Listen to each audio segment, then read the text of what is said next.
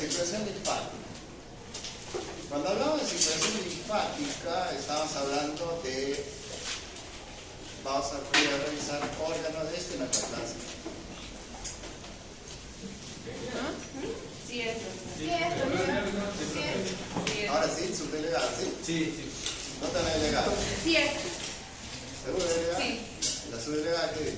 Sí, también. Sí, Ah, ya. Qué raro, ¿no? es el de 108 que me pasó último. Sí, el 108.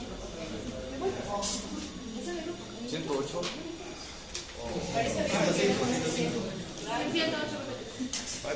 Ayer estoy tiktokeando y no veo.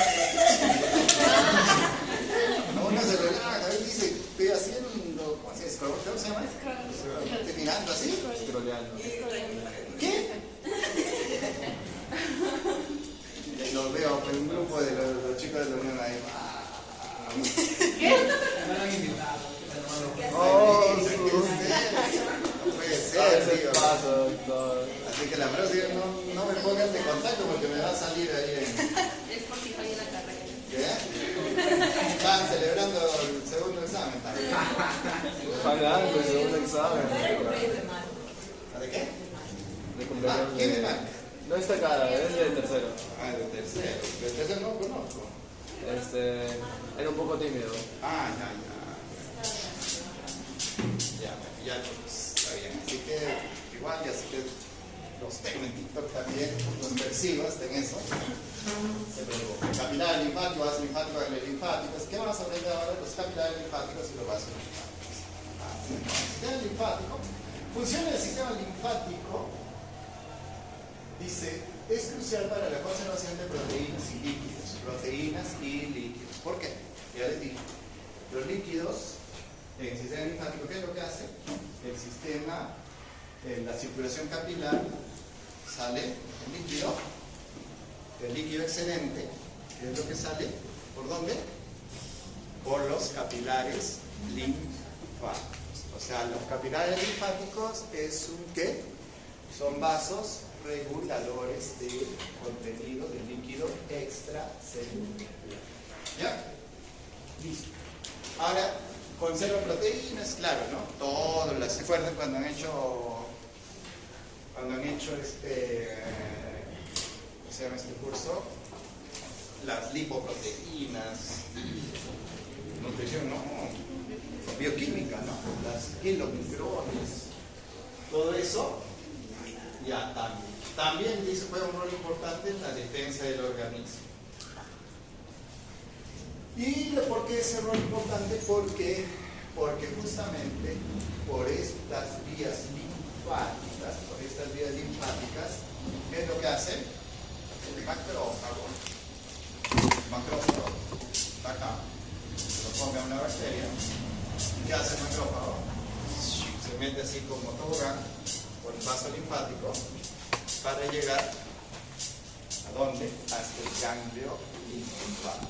El ganglio linfático agarra y dice, oye, ¿sabes qué? Nos están atacando. Sí, entonces, por eso se lo presenta ahora de antígeno.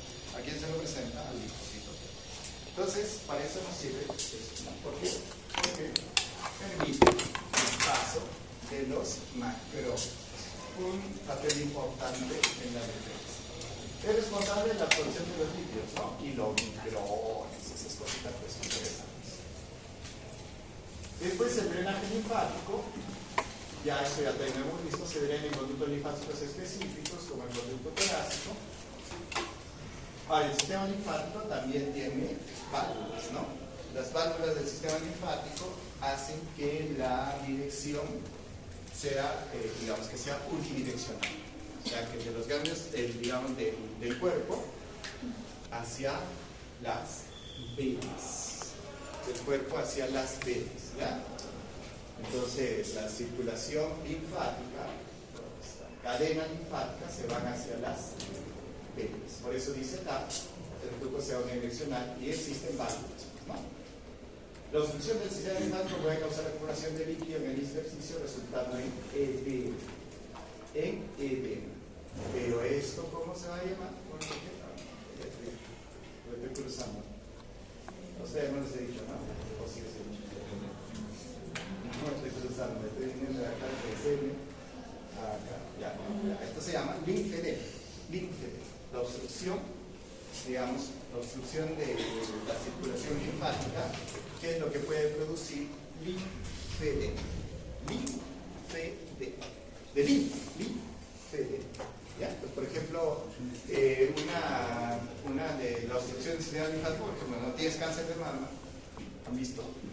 Señorita, puede tener cáncer de mama, y el lugar metastásico más próximo al cáncer de mama, ¿cuál es? Los ganglios axilares. Entonces, ¿qué hacen? Te operan el cáncer de mama, te hacen mastectomía radical, bla, bla, bla, bla, bla. ¿Y qué hacen? Te sacan toditos los ganglios del axila. Te sacan. Problemas, ¿no? ¿Qué dice la señora? No puede tomar la presión acá. Me han operado, y resulta. ¿Qué va a suceder? La circulación linfática se puede alterar, obstruir, dependiendo de la cantidad de ganglios que han sacado. Entonces, ¿qué va a suceder? Si se obstruye, se hincha este brazo. Y si se hincha este brazo, ¿qué pueden decir? Esto es un brazo hinchado, como les digo, ¿no?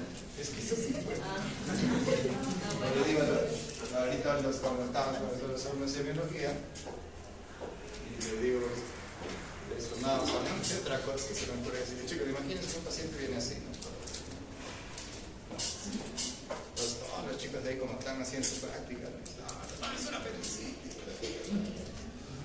Nada, simplemente es un dolor abdominal, nada más. Entonces, ¿qué dice? Por ejemplo, si estas tiene edema, es un brazo hinchado. Es un brazo hinchado. Es un edema, es un brazo hinchado. ¿Por qué se me devolvió brazo hinchado? No operamos la mano, es un brazo hinchado. Ah, bueno, doctor, me ha dicho que eso puede corresponder a un linfedema. Ya, esa es mi primera posibilidad. La otra, ¿qué tal? ¿Qué tal se obstruyó una vena? Y no necesariamente. ¿Me entienden? ¿No? Entonces, cuando ustedes observan y simplemente dicen es un brazo hinchado, y de ahí empieza el discurso. Así es la medicina, no siempre es, ¿no? Lo que pasa, lo malo es que en la universidad nos enseñan patrones, es que encajar con el. Dice, el sistema linfático alterna el exceso de líquido, ayuda a mantener el equilibrio y prevenir edemas. Y juega un papel crucial en la respuesta inmunológica, ¿no? Los capilares linfáticos son estructuras de extremo cerrado que permiten la entrada del líquido intersticial, pero no de su salida. Por eso les estoy diciendo que es unidireccional. O sea, no va del vaso linfático hacia la vena, más no de la vena hacia el vaso linfático. O sea, por ejemplo, ¿no? Cuando aprendamos cuando digamos el líquido, la linfa, nunca la linfa sale, sino más bien el líquido entra para formar líquido, ¿no? Y se retorna hacia las venas. Por eso es unidireccional. ¿Ya? Y entonces, ¿quién favorece que sea unidireccional? Las válvulas. Doctor, el líquido de la cabeza. Y obviamente pues no de válvulas, ¿no? Lo que más dice, su diseño permite que el líquido excedente se drene ya. La presión del líquido intersticial abre las uniones entre la célula del capilar linfático, facilitando el drenaje. Por eso es unidireccional. Dice, el sistema linfático complementa el sistema circulatorio al recoger el líquido. Está repitiendo lo mismo. Este líquido que contiene proteínas y otros solutos es devuelto a la circulación sanguínea. Capilares linfáticos, vasos linfáticos, conducto torácico, por ejemplo, y de ahí vena. ¿No? Este líquido contiene proteínas y otros solutos Y la interacción entre ambos sistemas, de lo que estamos hablando, es vital para la homeostasis y mantenimiento de la salud del organismo, ¿no? Entonces, ahorita que has aprendido los capilares linfáticos, o sea, la circulación linfática, nos ayuda a regular la homeostasis, digamos, hídrica, ¿no? Entonces, mucho se va por ahí. Se obstruye, que puede producir una disminución en la salida de ese líquido, ¿no? Funciones fisiológicas, decía el linfático, drenaje del líquido intersticial, nuevamente, pero hasta cansancio le decimos, ¿hacia dónde? Hacia la circulación venosa. El retorno de proteínas. Dice, representa la única vía por la que las pequeñas concentraciones de proteína y líquido intersticial regresan a la circulación sistémica. No. Miren, mantener la concentración en valor fisiológico. Retorno de proteínas. ¿De dónde salen esas proteínas? Se forman en el líquido, se van dando vueltas al líquido. ¿No? Defensa inmunológica, ya les he dicho por qué. Porque el sistema linfático es como un tobogán. ¿Ya? Entonces, casi todo este sistema linfático, las vías linfáticas, hacen un recorrido que viene, digamos, de todos lados, se forman los capilares y se dirigen toditos hacia los ganglios linfáticos. Ganglios linfáticos. Los ganglios linfáticos siguen su camino, pueden salir, por eso hay de los ganglios linfáticos hay una vía aferente, o sea, circulación aferente, o sea, llega al ganglio y hay una circulación eferente, sale del ganglio, ¿ya? Por eso hay dos tipos de circulación linfática, aferente y eferente. ¿Listo? Bien. La defensa inmunológica, ¿no? Es el transporte de líquidos, absorbidos en el tracto digestivo como kilomicrones. Funciones del sistema linfático, drenaje del líquido intersticial, ya lo hemos visto, transporte de grasas, también estamos hablando, los kilomicrones, y una función inmunológica que lo hemos repetido varias veces. Entonces, primero tenemos los capilares linfáticos. Se inician en el fondo de saco, el extremo venoso de los capilares sanguíneos. ¿Se acuerdan de nuestra clase anterior? En la clase anterior hemos dicho que la circulación capilar tiene capilar arterial y capilar venoso, ¿no? El capilar arterial tenía un flujo neto de excreción y el capilar venoso tenía un flujo neto de absorción. Y lo que se quedaba, ¿a dónde se iba? Al linfático. Eso es, pero el linfático, en algún momento hemos dicho, el linfático nace del corazón. Se forma por la unión de...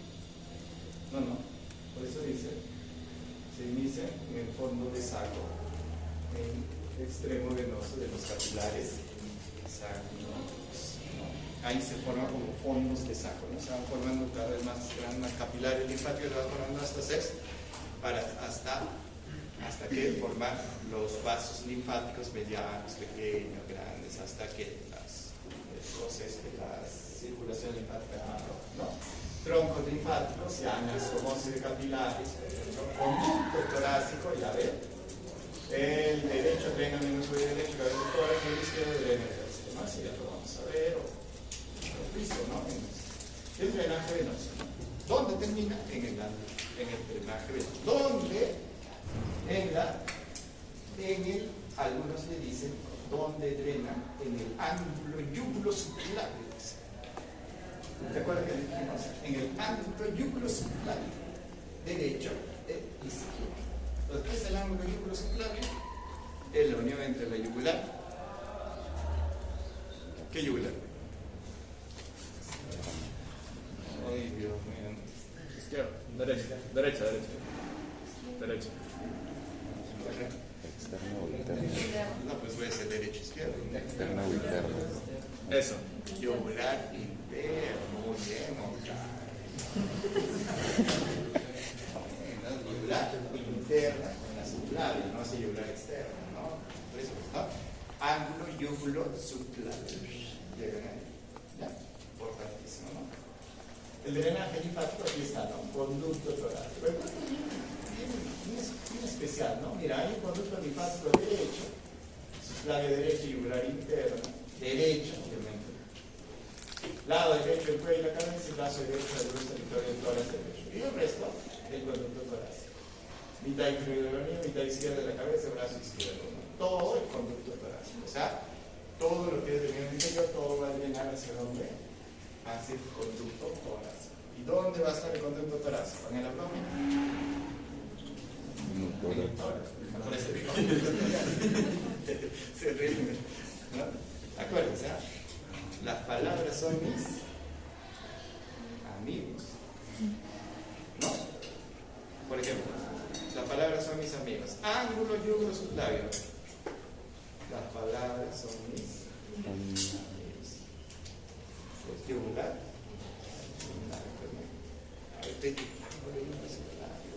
¿No? Eso las palabras son mis amigos. Siempre les va a decir. ¿Ya? Mecanismos de la bomba linfática. Qué bonito, ¿no? Si ustedes se acuerdan de la bomba venosa, cómo actuaba la bomba, esa es pregunta, por ejemplo, del examen oral.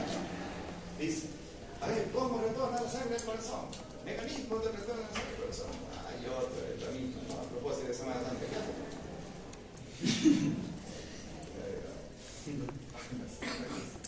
Chicos, no. Entonces ya tienen esencia. ¿Cuál es? Bomba popular. ¿Cuál es? Diferencia de presión. Pero, vamos a ver el examen. ¿Cómo que van a estudiar? ¿Ya? Entonces, lo otro es lesión negativa. ¿Lo otro es qué? ¿Cuál es? Torsión. ¿No? ¿Lo otro es? Gravedad. ¿Lo otro es? Válvulas. Contracción de los músculos, pues se acuerdan que dijimos todavía, sí, por los pacientes con estradito que tenemos que sí, hipermuebles, ¿no? ¿Ves? ¿Qué pasa? ¿Por qué no es tantito grande? Yo lo voy a perseguir por todo el país. Aumenta la presión intravascular, miren que dice, cuando aumenta la presión dentro del segmento del vaso linfático, se estimula la actividad miogénica del célula muscular del liso de su cuerpo generando una contracción. O sea, cuando hay, eso es como que, ¿qué dijimos en nuestra clase de, no, ahora lo vamos a decir, regulación miogénica, que es, se distiende el cuerpo que hace, o sea, se llena de linfa, ¿y qué hace? ¿No? Como una manguera, ¿no? Ustedes le llenan de agua. Entonces, ¿qué pasa con esa manguerita? ¿Qué hace? Se estira, ¿no? Y al estirarse, mismo fracasar. Agarra. Eso es lo que nos enseña. Presión intravascular. Apertura valvular y propulsión. Esta contracción produce la apertura de la válvula situada por encima, permitiendo que la linfa pase. ¿No? Pase. Y la válvula, digamos, si es por gravedad, si es una linfa y yo estoy parado, ¿qué va a suceder? La trata de retornar por gravedad, ¿y qué va a pasar con la válvula? Se cierra, igualito que propagación de la contracción. ¿Qué pasa? No veo medio. Pasa con caleta, deprimidos, ¿qué les pasa? No se depriman, chicos. Esa canción, la vida es así, no lo he inventado yo. Hoy día no he tomado mi antipsicótico, por eso estoy así. No tomo mi antipsicótico, ahí ya me quedo tranquilo. Ya no tomo, ya vengo hablando. Propagación de la contracción. La distensión del segmento superior aumenta a su vez la actividad miogénica. ¿Ven? Miogénica. ¿Qué significa miogénica? No es miente, ¿no? Aumenta la presión. Y la actividad miogénica es muy curiosa. Aumenta el volumen, el músculo se contrae. Aumenta el volumen, aumenta la presión en la pared y el músculo tiende a contraer. No, pero que está bien. Ese no es regulación miogénica. Esta regulación miogénica es que el cuerpo así como capilares, vamos a ver también en la regulación linfática, en circulación linfática, circulación de la circulación, cuando se llena las arterias de sangre, se estira, pero no se puede mantener estirado, tiende a retornar a su estado normal. Entonces, cuando está muy flácido, también se tiende a relajar, ¿no? Entonces, ¿para qué? Eso es un fenómeno que se conoce como autorregulación. Cuando hay demasiado, así se contrae. Cuando hay poquito, se dilata. Entonces, es un fenómeno de autorregulación. Eso se llama fenómeno, ¿no? Y eso lo que estoy hablando se llama regulación miogénica. Miogénica. ¿Ya? Entonces, propagación de la contracción y progresión secuencial, ¿no? En forma sucesiva, los vasos linfáticos crean una onda peristáltica que impulsa la linfa hasta que drena el sistema venoso. Porque ustedes se dan cuenta, por ejemplo, bien simpático, esto es lo que hace el corazón, ¿no? Ya que han dado su segundo examen, ya es un tigres. ¿Qué decíamos? Cuando se produce el volumen sistólico, ¿qué pasa con la voz?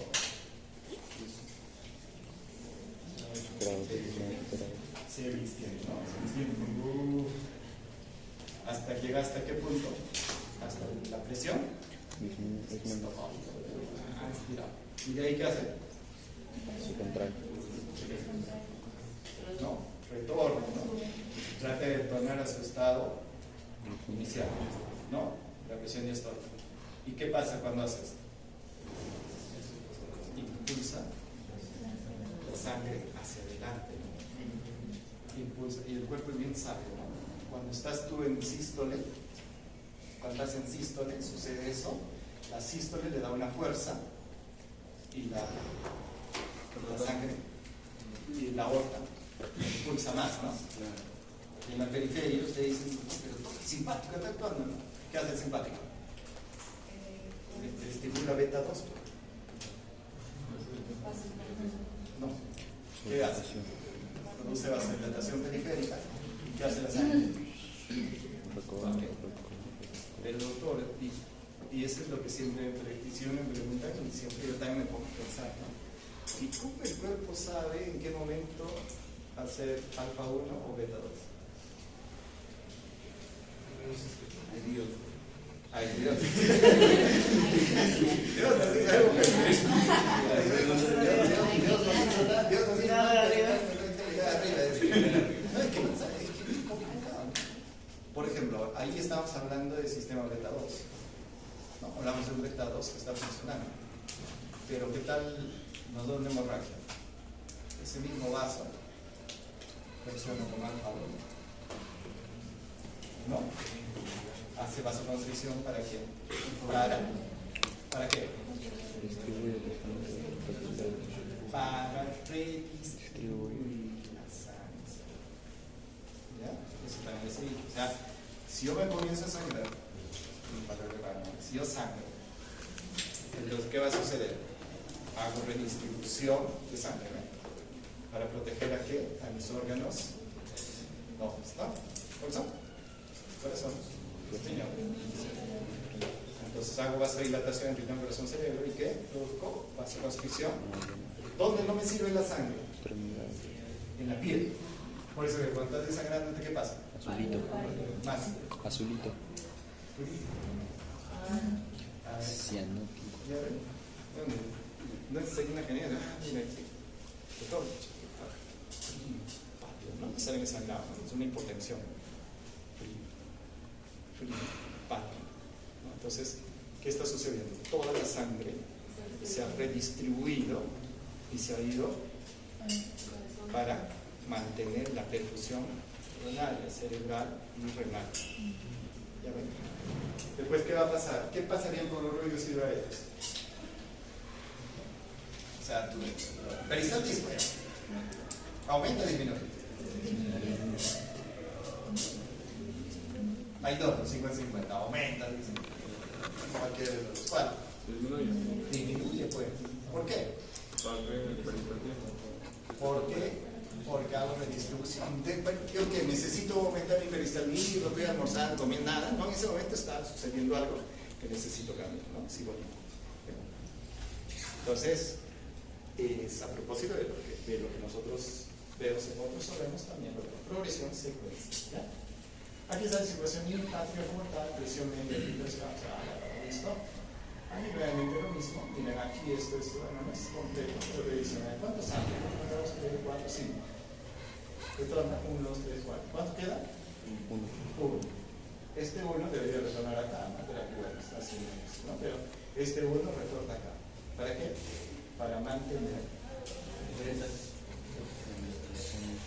líquido intersticial, el volumen del líquido intersticial, ¿no? Ya, si obstruye esto, ¿qué pasa? Se queda acá, ¿no? Y aquí también ya hemos aprendido. ¿Qué sucede cuando se acumula el líquido acá? ¿Cómo se ve ese efecto? No, el edema. Cuando se quede líquido en el tejido intersticial se llama edema, ¿no? El libro severo que dice pinchazo, edema. Vasos linfáticos, aquí están las válvulas linfáticas. ¿Qué hemos dicho? Los vasos linfáticos se forman como sacos ciegos. ¿Se dan cuenta? ¿No? Por ejemplo, cuando hablamos de circulación arterial, hablamos de un vaso que nace, ¿no? Pero acá no, acá la linfa, los vasos, los capilares linfáticos se forman de sacos ciegos. De sacos ciegos, ¿ven? Formado por endotelio y flujo, se va en ese sentido, ¿no? Ahora aquí ingresa el líquido linfático. Composición de la linfa, eso va a depender de dónde usted se va a tomar la linfa. Entonces, por ejemplo, la concentración de proteínas similar al líquido intersticial de 3 a 4 gramos por decilitro, concentración proteica parecida al líquido intersticial, pero que nosotros lo vamos a tener concentración de proteínas en el hígado, miren, 6 gramos por decilitro, ¿no? Porque hay mayor cantidad, alta concentración proteica. En el intestino 3 a 5, vemos que se redujo 1.5, baja concentración proteica. Entonces, circulación en los ganglios linfáticos intestinales. Esto es bien importante, ¿no? ¿Por qué? Porque, como habíamos dicho nosotros, el principal asiento metastásico de las neoplasias intestinales o del intestino grueso, ¿cuál es? El lugar donde más ahí se asienta, donde más vamos a encontrar lesiones metastásicas. En el de los cánceres de colon, donde vamos a encontrar en el hígado. ¿Por qué? Por el sistema portal, pues. Pues toda la sangre del colon, ¿por dónde van? Van por mesenterio inferior, mesenterio superior, por ¿a dónde llega? Fácil, ¿no? Una célula cancerígena, ¿a dónde se va a meter? A la vena. ¿Y a dónde va a llegar? ¿Y dónde se va a atorar? En el lugar metastásico del colon. Lo mismo pasa. Acá hay algo bien. Los ganglios, estos ganglios linfáticos, todos estos conductos linfáticos, ¿para dónde llegan?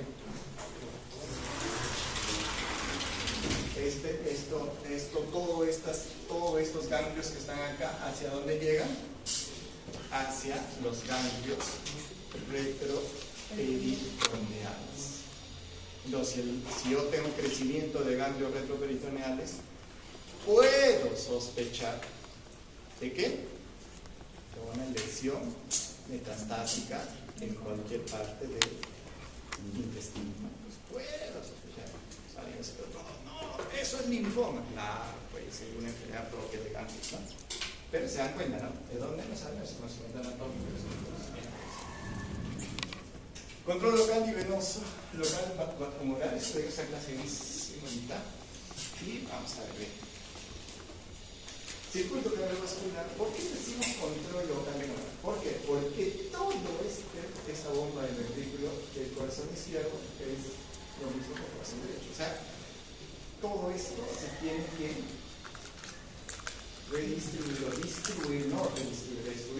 distribuir cuando ¿de acuerdo a qué? ¿De acuerdo a qué? A la necesidad metabólicas, ¿no? Eso es lo que, ¿no? Por eso se dice en su estado metabólico basal. No como, no duermo, no hablo, estoy echadito, nada, no pasa nada, ningún músculo. Entonces, el hueso recibe 5%, el músculo esquelético 15%, todo, ¿no? Esto es en mi estado metabólico basal. ¿Ya? Pero, ¿qué va a suceder si comienzo a hacer ejercicio? Hago redistribución, ¿no? Entonces disminuyo en la piel, disminuyo el y aumento. ¿No?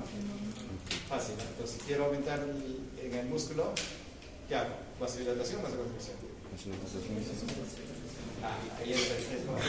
Claro, pues, ¿no? Entonces hago redistribución de mi flujo, ¿no? De acuerdo a mis necesidades metabólicas. Y esto también, ¿no? ¿Y esto qué tipo de circulación es? ¿Continua o paralela? Continuo. Paralelos, ¿qué dicen los demás? Continuo. Continuo. Sí. Los compañeros continuos, compañero Sentón, ¿no? A ver cómo me acuerdo Sentón. Paralelo. ¿Los demás? ¿Cuáles serán?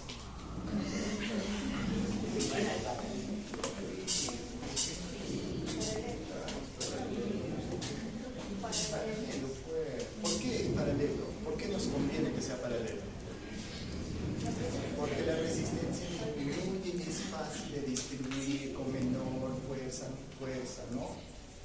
Que si fuese que un circuito en serie, ¿qué va a suceder? La resistencia se incrementa y no voy a poder, pues. Por eso es que la circulación es paralela. Aquí no mencionaste yo. ¿Y qué sucede ahora en la priorización del flujo sanguíneo en situaciones críticas? Tiene máxima prioridad vital el cerebro. No tiene más que el cerebro, es el corazón, ¿no? Porque es el último que es el círculo, ¿no? Pero, por acá sí, máxima prioridad vital. ¿Ya? Entonces, ya les digo, cualquier situación que causa, digamos, hipotensión o disminución de presión arterial o evidencia de hipoperfusión, sangrado, cualquiera, hay una redistribución del flujo de sangre para los órganos no. Cerebro, corazón, riñón, ya. Entonces, el de menos prioridad en emergencia es la piel, ¿no? Por eso el paciente choca. La piel pálida y fría. Prioridad intermedia. Y el corazón, yo creo que el corazón antes que el cerebro, ¿no? Pero bueno. Entonces, importancia, tenemos un control local. ¿Por qué es importante el control local? Miren, dice, cada tejido tiene la capacidad de regular su propio flujo sanguíneo según sus necesidades metabólicas. Entonces, si yo como músculo aumento mi metabolismo, ¿qué es lo que hago? ¿A qué le digo mis vasos? Vasodilatos. ¿No? ¿Ven? Entonces, ¿qué dice? De aquí nomás podemos sacarlo de las diapositivas posteriores. Entonces, si aumenta mis necesidades metabólicas, aumenta el flujo sanguíneo secundario a vasodilatación. ¿No? Resistencia circulatoria proporciona oxígeno, nutrientes y elimina desecho como el dióxido de carbono.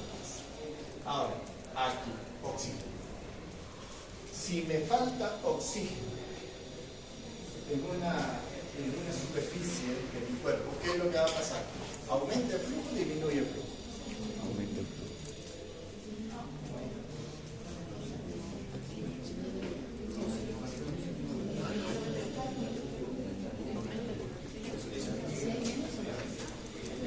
¿Qué pasa? Pero es un criterio nomás. ¿Siguiente?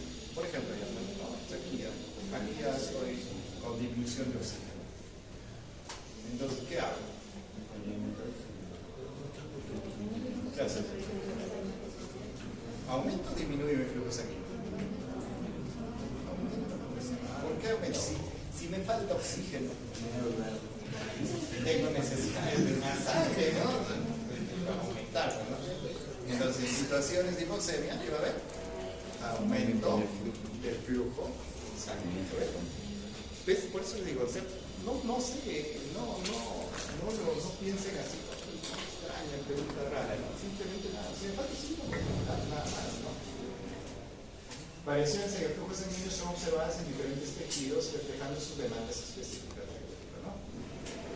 Flujo sanguíneo en la tiroides, mira, el cerebro tiene 700 mililitros por minuto, el riñón 1100 mililitros, el hígado 1150 mililitros. Mecanismos de control de flujo sanguíneo. Aquí está, control de flujo sanguíneo local. Entonces, como ya, aquí podemos hacer nuestra cuenta, el control de flujo sanguíneo local es el qué, vasodilatación y vasodilatación. A corto plazo y a largo plazo. Entre el control de flujo sanguíneo local a corto plazo, segundos a minutos, vasoconstricción o vasodilatación. Entonces, por ejemplo, si comienzo a correr, eso es a corto plazo, claro, ¿no? Comienzo a correr a corto plazo y vasodilatación, ¿no? Si es que se me obstruye un trombo, por ejemplo, en una arteria del corazón, ¿qué va a suceder? Vasoconstricción, vasodilatación. Vasoconstricción. Vasodilatación. Si el trombo y no está comprimido, no entra el oxígeno, entonces se va a tener que vasodilatar. ¿Cuál es la desgracia? La disfunción endotelial, ¿no? Lo normal es que si se va un trombo, me vasodilata, ¿verdad? ¿Qué hace la vasoconstricción? ¿Qué hace la disfunción?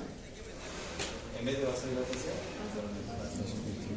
más fácil, encima de cuernos, palos.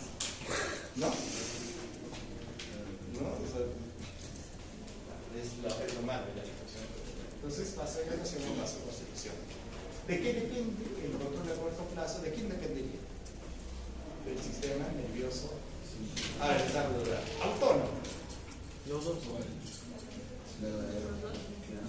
Es simpático, si tiene nervioso autónomo, ya dije, ya se pegó a otro sistema. Dice, no, es simpático, y el parasimpático es el sistema nervioso autónomo. No más del simpático, obviamente, alfa protección, alfa, ¿no?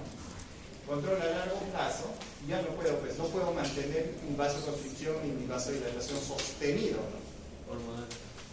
Hormonas, muy bien, las hormonas pueden ser días, semanas o meses, incremento o descenso del tamaño físico del número de vasos que encuentras aquí. Pero el control a largo plazo es bien curioso, ¿por qué? Porque ahorita lo vamos a seguir viendo también, pero ¿qué sucede? Un órgano, por ejemplo, digamos, comienza a crecer, ¿no? Entonces ese órgano que crece, en el tiempo, ya, al principio, como está creciendo como loquito, ¿qué hace el cuerpo? Se vasodilata, ¿no? Pero no puede mantener esa vasodilatación sostenida. Entonces, ¿qué es lo que se produce? Se forman nuevos vasos sanguíneos para mantener la perfusión, ¿no? En estados hipóxicos crónicos. Eso es lo que depende, ¿no? Ahí sale la hipoxia crónica o crecimiento. Bueno, vamos a ver. Teorías de la regulación del flujo sanguíneo. La teoría vasodilatadora. ¿Qué dice la teoría vasodilatadora y la teoría de carencia de oxígeno? Propone que el aumento de la actividad metabólica con la disminución del oxígeno se acompañan de la formación de sustancias relajantes del músculo liso que difunden a los vasos precapilares produciendo vasodilatación. Ya, miren.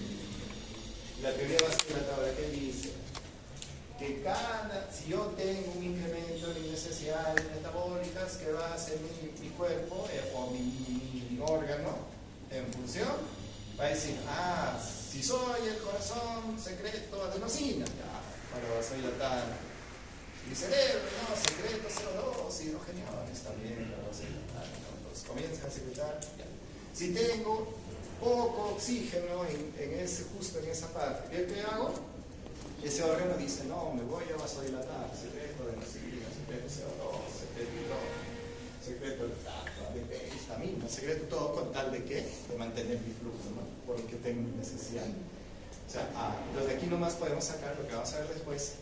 Si aumenta el metabolismo, si aumenta mis necesidades metabólicas, aumenta mi flujo sanguíneo. Si disminuye mi concentración de oxígeno, aumenta mi flujo sanguíneo. Todo eso en relación a la teoría de vasodilatación, ¿no? Vasodilatación, Pero la angiogénesis restaría lo que es vasodilatación. Aquí no estamos hablando de angiogénesis. No, usted se lo dijo. No, yo dije angiogénesis es a largo plazo. Y esta teoría es, estamos hablando de vasodilatación y vasodilatación son a corto plazo. La angiogénesis no, la angiogénesis no es una respuesta completa. Ya vamos a ver. Teoría de carencia del oxígeno. Propone que la carencia del oxígeno podría causar vasodilatación, ya que este gas es necesario para la contracción del músculo visovascular. Sin oxígeno adecuado, el músculo se relajaría. Entonces, ¿qué es lo que necesito? Necesito mayor flujo. Disminución del oxígeno, mayor flujo. Entonces, la teoría vasodilatadora y la teoría de la falta de oxígeno. Entonces, aquí está. A mayor metabolismo o menor disponibilidad de oxígeno, se incrementa la formación de sustancias vasodilatadoras. Todos. Produce vasodilatación. Aquí, adenosina, dióxido de carbono, potasio, son ejemplos de vasodilatadores. ¿Ven? Entonces, nuevamente, otra vez aumento de necesidades metabólicas, aumento de la secreción de sustancias que producen vasodilatación, por ejemplo, histamina, CO2, adenosina, perversa. Y secundariamente se produce vasodilatación para mantener, para aumentar el flujo sanguíneo. Disminución de qué? De la concentración de oxígeno en un punto dado, que también produce vasodilatación. La adenosina es un potente vasodilatador de relación con la presión de ATP. ¿Dónde? ¿Dónde? El corazón. El potente vasodilatador en el corazón. La adenosina. ¿Ya? La adenosina. La teoría de la falta de oxígeno es parecida, o sea, esto no produce mezcla. Dice, se centra en la relación entre la concentración de oxígeno y la contracción del músculo lisovascular. Cuando el oxígeno disminuye, el músculo liso no puede contraerse, resultando en vasodilatación. Entonces, dos cosas importantes que vamos a tener en vista es que si se incrementa el metabolismo, se incrementa la vasodilatación, aumenta el flujo sanguíneo, ¿no? Independiente del órgano que nos estudiamos. Si disminuye la concentración de oxígeno, también aumenta la vasodilatación, aumentando el flujo sanguíneo. Relación entre la actividad metabólica y el flujo sanguíneo. ¿Los bien? Esto es normal. Y miren, a mayores necesidades metabólicas, mayor flujo sanguíneo. ¿Ya? Aquí está. A mayor necesidades metabólicas, obviamente mayor CO2 tisular, ¿no? Menor oxígeno tisular, ¿no? ¿Y esto? ¿Qué es lo que hace? Vasodilatación. ¿No? La vasodilatación disminuye la resistencia, Aumenta el flujo de sangre. compensa con mayor flujo de sangre y es exceso. Ahora tampoco me puedo quedar así. Tengo que hacer como un autorregular. Por eso, al aumento del flujo de sangre, o sea, cuando aumenta el flujo de sangre mucho, pues también tengo que volverme, ¿no? No puedo estar pues todo el rato con la concentración de sangre, ¿no? Aquí está mi ustedes, miren, la foto de ustedes tres. Lo bueno es que cuando es bebé a veces le ponemos callo, acetón, raquítico. Lo bueno es conocerlos. Saben que es que en el examen oral, por ejemplo, así las tocan. O sea, yo los veo acá, los veo siempre, el examen oral siempre les. Por eso digo, saquen, no sé, o saquen muy buenas notas para conocer, o van a algo, no sé, pero así para que en tu cabecita los tengan, ¿no? No fue doctor. No pueden que se los dé, porque si faltara. Pero el oral supongo que no será tan complicado. Para delegar. No, es legal, no, ya sí legal, esa prueba ya. No es legal. No, es legal, no. Ya, pero esa es la guía, ¿no? Eso, por ejemplo, ¿con quién le sirve también? Con sus profesores de práctica, ¿no? El profesor de práctica ustedes colaboran, miren, sí, están ahí, el profesor de práctica les va a conocer que están ingeniosos. Pero si están escondiditos, no hacen nada, ¿verdad? El profesor de práctica cuando... Variación del flujo sanguíneo, mira, necesidades metabólicas, el ejercicio intenso, mira, ¿qué es lo que va a producir? El gasto cardíaco aumenta hasta 5 a 6 veces y la proporción del flujo que reciben los músculos esqueléticos de ejercicio aumenta hasta en un 90%. ¿Debido a qué? A la disminución de resistencia. ¿Se dan cuenta? Cuando ustedes, por ejemplo, ay, no, dice, vas a comer, dice, no, como anoche, lo que anda comiendo. Digestión, dice, el sistema gastrointestinal experimenta cambios similares a aumento de flujo sanguíneo. ¿Se dan cuenta? Estoy aumentando mis necesidades metabólicas. Intestino, pues, ¿no? Entonces, voy a tener mayor necesidad, ¿no? La temperatura elevada, dice, la piel recibe un mayor aporte de oxígeno para facilitar. Ah, mira, doctor, entonces la piel también se puede autorregular. Sí. Claro, ¿no? La piel se autorregula. ¿Por qué? Porque, mira, si la temperatura está muy elevada, o sea, estamos así, queremos perder calor. ¿Qué hago? ¿Me vasodilato o produzco vasoconstricción en la piel? Vasodilatación, ¿no? ¿Por qué? Para sudar, pues, ¿no? Para sudar. O sea, ¿no? Pierdo. Y si tengo mucho frío, me van a la Patagonia. Para mantener el calor, que tengo que hacer vasoconstricción. ¿Ya? Entonces, por eso dice temperatura elevada, para facilitar la disipación del calor. Miren, control a corto plazo, a menor saturación de oxígeno, a menor concentración de oxígeno, mayor flujo sanguíneo. Menor disponibilidad de oxígeno, nuevamente, incremento de sustancias vasodilatadoras. Además, potasio, vitamina, dióxido, vasodilatación arterial, incremento del flujo sanguíneo. La teoría de las sustancias vasodilatadoras, hay algunas sustancias producidas que hemos dicho, ¿no? Hidrogeniones, potasio, histamina, todo. A ver, vamos a ver algunas explicaciones. El CO2, ¿qué es lo que va a producir esto? Por ejemplo, el aumento de CO2, en el plasma, ¿qué es lo que va a condicionar? Una vasodilatación cerebral. ¿Por qué? Porque el CO2 se une con el agua, que forma ácido carbónico. Y este ácido carbónico que forma bicarbonato más hidrógeno. ¿Y este hidrógeno qué hace? Se mete ¿a dónde? A la barrera hematoencefálica y produce vasodilatación cerebral. ¿Ve? Entonces el dióxido de carbono como facilitador, como intermediario para producir vasodilatación. Hidrogeniones, la acidosis local resultante del metabolismo anaeróbico contribuye a la relajación del músculo liso. Entonces, la acidosis local. ¿Por qué se podría producir acidosis local? Sí, está bien, pero ¿por qué se producen los aumentos hidrogenianos? No, acá, hidrogenianos. ¿Por qué aumentarían un punto los hidrogenianos?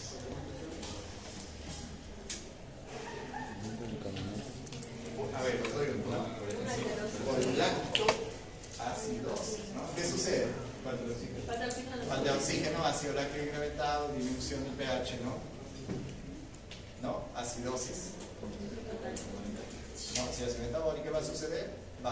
Por eso dice, la acidosis local resultante del metabolismo anaeróbico. ¿Y por qué se va a producir el metabolismo anaeróbico? Porque le falta oxígeno, ¿no? Iones potasios liberados durante la actividad celular intensa pueden causar hiperpolarización y relajación del músculo liso. La adenosina es mucho importante en la regulación coronaria, ¿ya? Papel de la adenosina, qué bonito, miren, déficit de oxígeno. Cuando el flujo es escaso, las células musculares y cerebrales experimentan déficit de oxígeno. Entonces, ¿en qué momento puede producirse un déficit de oxígeno? En el miocardio, en las células miocárdidas. ¿En qué momento?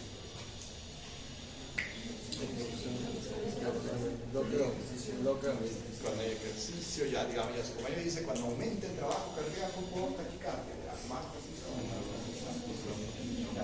un infarto de miocardio, ¿no? También se produce, ¿no? Un infarto de miocardio, un trombo, no pasa, ¿no? Otro, ¿qué puede ser? Déficit de oxígeno. ¿Sabes en cuándo? ¿En qué momento al miocardio los tres aliolos. ¿En qué momento? ¿El sístole o el diástole? Claro, el sístole. Cerramos el vaso. ¿Y qué va a pasar en la parte subendocárdica? ¿Disminuye o aumenta el flujo? Claro, disminuye el flujo porque le cierra el cañito, ¿no? ¿Y qué va a hacer estos vasos del endocardio? Van a secretar vasodilatadores, ¿no? Adenosina, ¿no? Porque tienen un plexo así espectacular. O sea, cada vez que hacemos sístole, le cerramos el caño a la porción subendocárdica, porque ustedes saben que la circulación es de epicardio a endocardio, ¿no? Entonces, cuando, digamos, estoy en sístole, le cierro el cañito al endocardio, al subendocardio. Entonces, subendocardio dice, bueno, ya me cerraste el caño, pues ¿qué hago? Secreto de adenosina para vasodilatarlo, ¿no? Para mantener constante el flujo. Ya, listo. Eso, por ejemplo, la adenosina, ¿en qué momento fisiológico de... ¿Ya?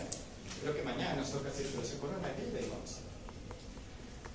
Aumento del flujo, la vasodilatación permite mayor aporte sanguíneo compensando el déficit inicial.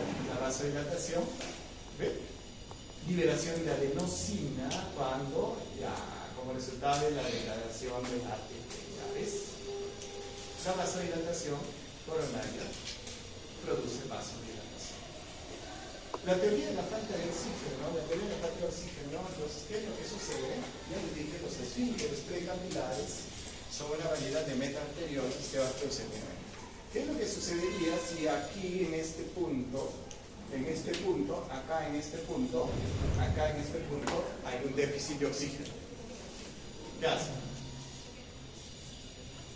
¿Esto qué hace? ¿Se cierra o se abre?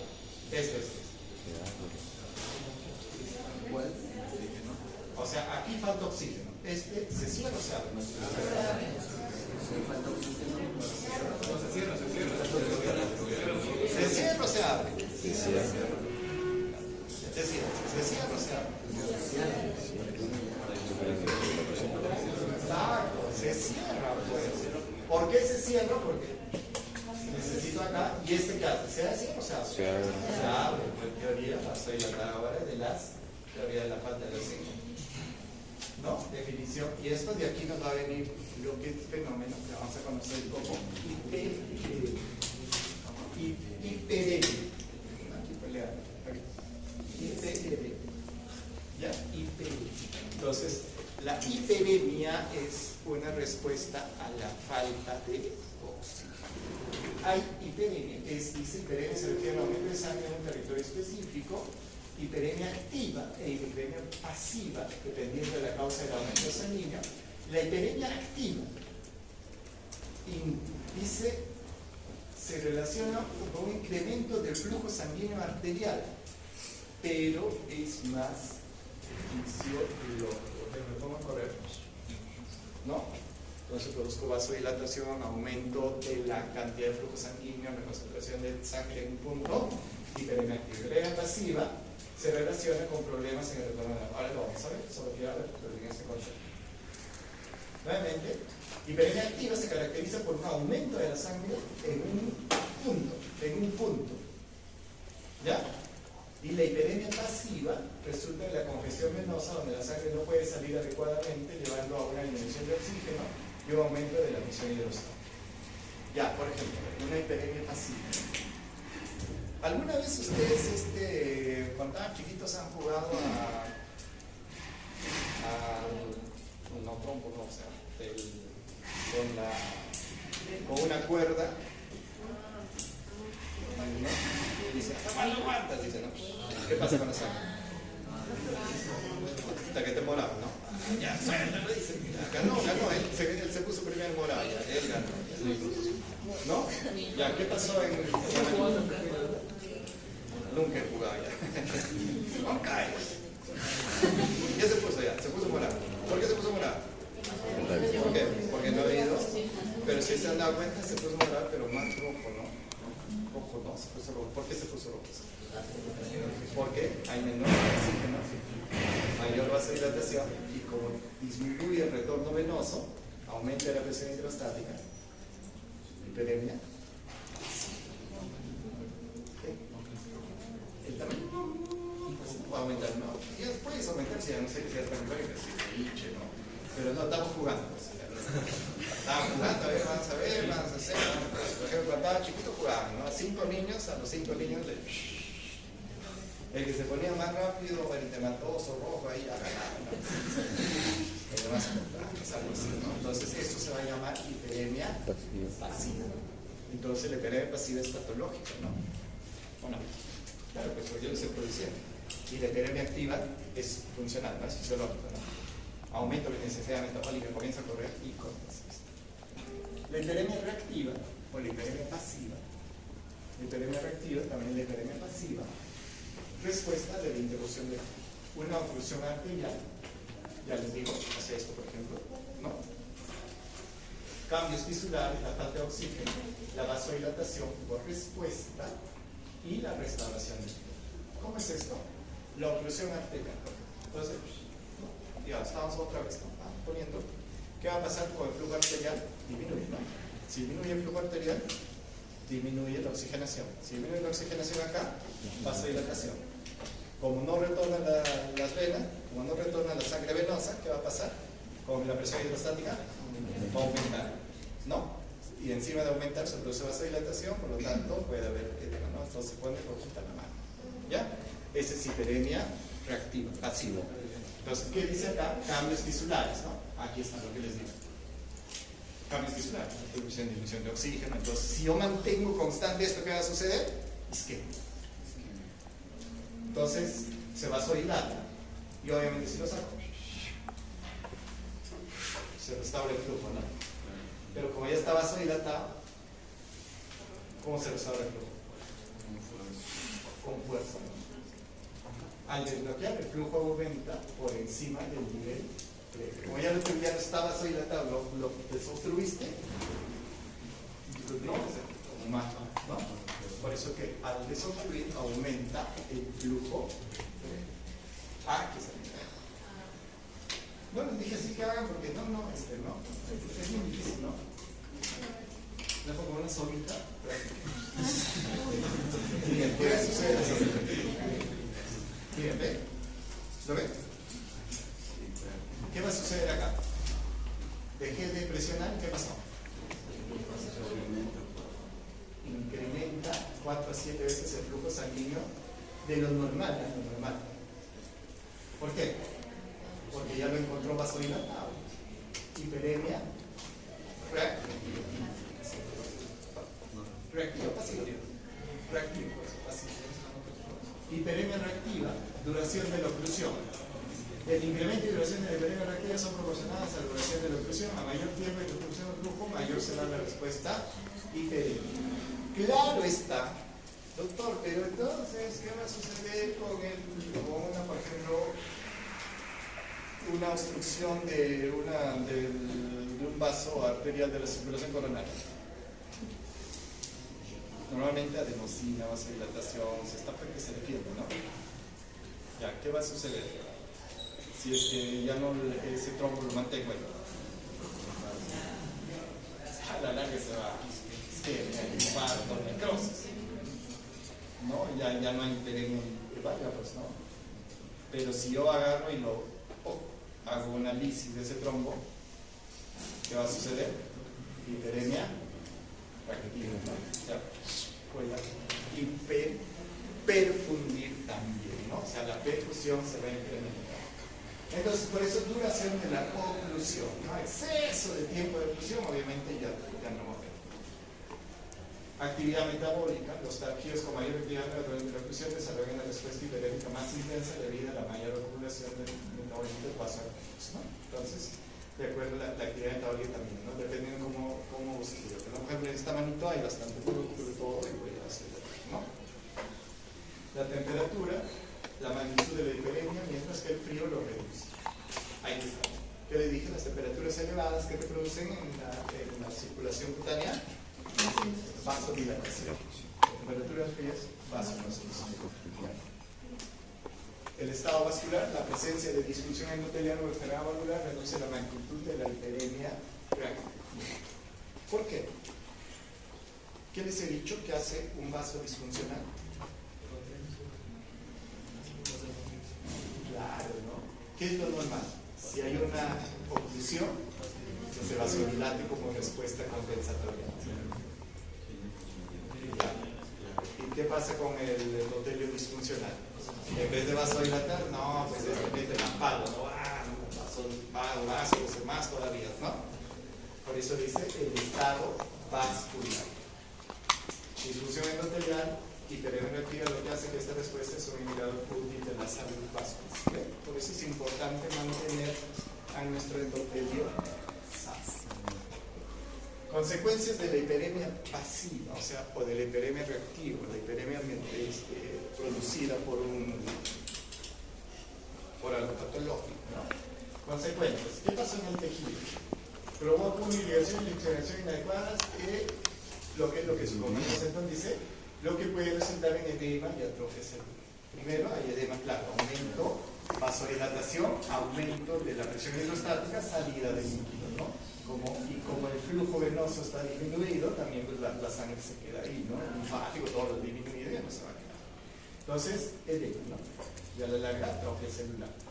Con el tiempo, la falta de oxígeno en nutrientes puede llevar a fibrosis del tejido afectado. O sea, que les digo, cuando la obstrucción es ya muy constante, muy intensa, ya no hay perfusión del tejido, la hiperemia reactiva ya no compensa, pues, ¿no? Ya la perfusión ya no voy a compensar, no todo el rato voy a estar vasodilatado, permitiendo.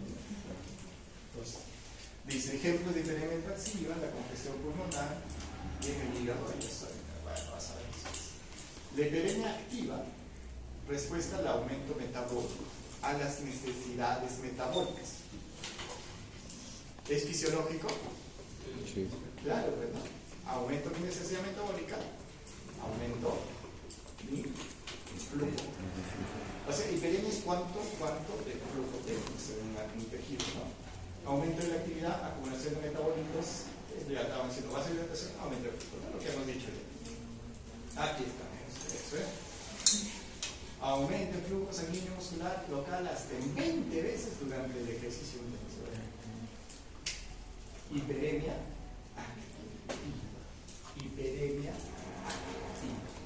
¿Ya? Entonces, la hiperemia pasiva es un estado patológico que se produce por disminución en el retorno venoso, ¿no? Disminución en el retorno, en el flujo de retorno venoso, linfático, ¿no? Entonces la hiperemia, por el proceso. En cambio, la hiperemia activa es más fisiológica. La hiperemia activa en diferentes tejidos. Aquí está bien fácil, ¿no? Cuando ahora ustedes que van a cenar, ¿qué va a pasar con su circulación? Se va a vasodilatar las plaquitas, ¿no? Se va a vasodilatar para que me perfuman y puedan absorber los nutrientes, bla, bla, bla, ¿no? Muscular también, muscular esquelético, mira, aumenta hasta 20 veces el valor de reposo, ¿eh? Este dramático incremento se acompaña de un aumento de la densidad capilar funcional mediante el reclutamiento de capilares previamente cerrados. Eso lo dejo para que ustedes vayan leyendo, ¿no? Y el cerebro, la actividad mental intensa, regiones específicas pueden experimentar aumentos localizados de flujo sanguíneo hasta un 50%. Ojo, ojito, eso va a depender de qué están haciendo, pues, ¿no? Ahorita, por ejemplo, ¿qué parte de su cerebro es el que más está funcionando? No es que más, no, uno de los que podrían estar funcionando más. ¿Qué? ¿Lóbulo? Orbital. Occipital. Uno, estoy mirando. ¿Cuál? Occipital, claro. Entonces el aumento del flujo en el occipital. Ahora estoy haciendo así.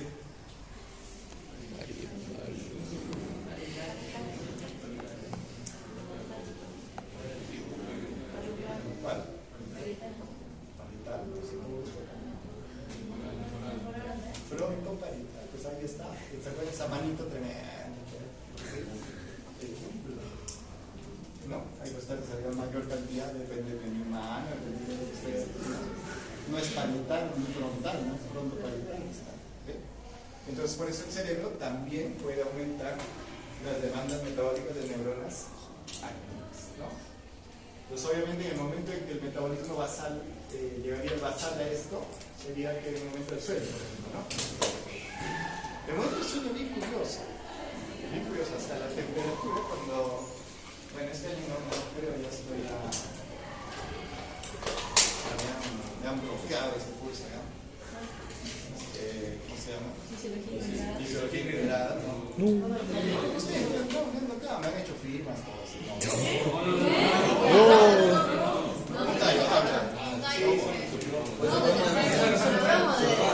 Tu propia mujer. ¿Cuántas firmas había para que no llegue? 90 firmas. ¿Cuántos han firmado? Arranque. Eran muchos, pero no apoyaban. Yo no apoyaba. Yo les dije que no era correcto, ¿no?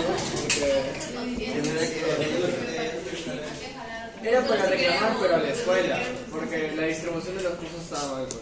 Sobre todo para el último módulo que estaba llevando. Claro, el embarazo, yo les dije al principio más. No, pero fue complicado, claro, porque ustedes llevan, por ejemplo, cardiovascular después. No, cardiovascular y estábamos viendo, y no han llevado renal y estaban llevando regulación de SOE, regulación de esto, medicina de altura, de todo, y no sabías. Claro, Estabas llevando uno, dabas examen de esto, pero no habías llevado nunca el curso y obviamente les decías no, y dicho, no, ustedes entienden. Ustedes lo arreglaron, pues. Lo arreglaron, pero solamente para ustedes lo arreglan. Llevan cardiovascular, renal, digestivo, endocrino, todo antes, y después ya, por eso se da fisiología integrada con ya no se necesita. No, pero está peor. Claro, o sea, supuestamente fisiología integrada. No, pero ya no, pues ya estoy. Pero no, no.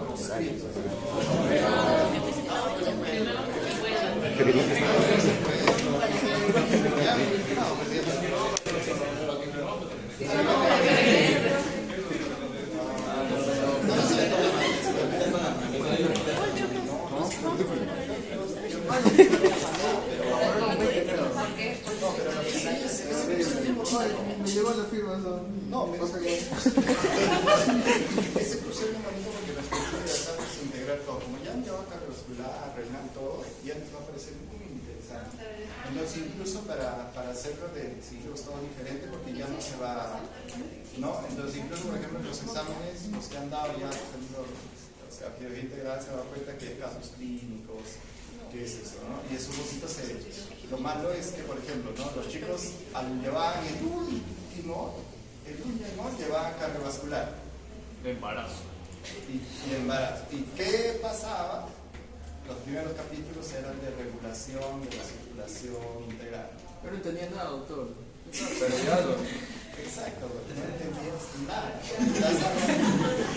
Después, había unos compañeros que habían llevado renal, estaban muy felices porque hacíamos regulación de ciclo, de todo eso. Y hay algunos que renal llevaban al último y encima daban examen todavía de eso. Doctor, yo entendí el primer examen, pero cuando terminó el ciclo. Es que es verdad. Por eso es que integradas. Es más, integradas yo debería decir que ya en el tercer año todavía, ¿no? Bueno, en el tercero cuando llevan todos los cursos de fisio. Entonces ya se hace más. Firma desde ahora. Pero Desde ahora. ya pégase. Pero lo malo es que y ahora eso, y al final dice, cuando preguntan el doctor Segura dice, ¿pero por qué tanto desaprobado? Pero yo dije al doctor Segura, te aseguro desaprobar. No es porque los exámenes eran horribles, sino porque el alumno no había llevado ese curso. ¿Cómo vas a llevar integral si tú no has llevado nunca ni siquiera ese curso? ¿Cómo vas a integrar conocimiento? O sea, se llama no tienes conocimiento de circuito vascular y estás llevando regulación vascular integrada, ¿me entienden, no? Yo le dije, doctor,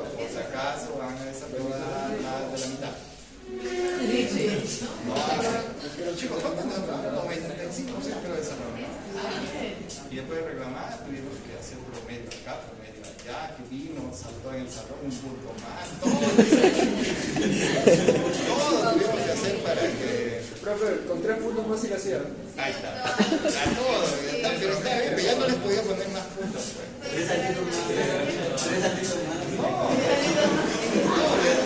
¿Qué hicimos? Hemos promediado. Hemos promediado exposición con examen, porque si solo sacamos promedios de exámenes, por ejemplo, La exposición me bajó. ¿por qué les bajó la exposición? Porque hacíamos grupos de 5 por orden De lista. lista. Entonces, ¿qué hacíamos? 5 orden de lista. A ver, vengan chicos, los nombres de los 5. Sorteamos los 5, salía uno. Ah, será el nota de todos. Yo me acuerdo el primer grupo, un grupo así saco, ¿no? Tanto.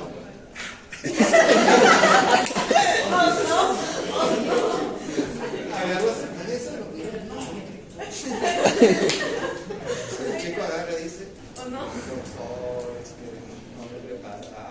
No, ya sé. Bueno, le digo, Qué pena. Qué pena. qué pena, pero bueno, dame tu nombre, que sea el no, para volverlo a sortear. Y así te bajamos la Y suele ser. Para volverlo a sortear. ¿Qué pasó? ¿Qué dijo él? Voy a exponer. Voy a exponer. No. ¿Qué pasó con todo su grupo? Jaló. Ay, no. O sea, A todo el grupo les puse 9, creo.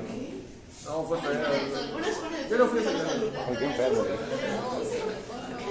Por eso yo les decía, como son 5, 2 días antes de la exposición, todos se motivan. Oye, eso es así, a ver, expon tú, ¿no? Como hay grupos que sí lo han hecho, ya las bonitas exposiciones han salido. Pero ¿qué salió? Que de los 5, hasta Guinchi todavía salió. Ay, Dios. Y ese chico dijo, no, doctor, voy a exponer.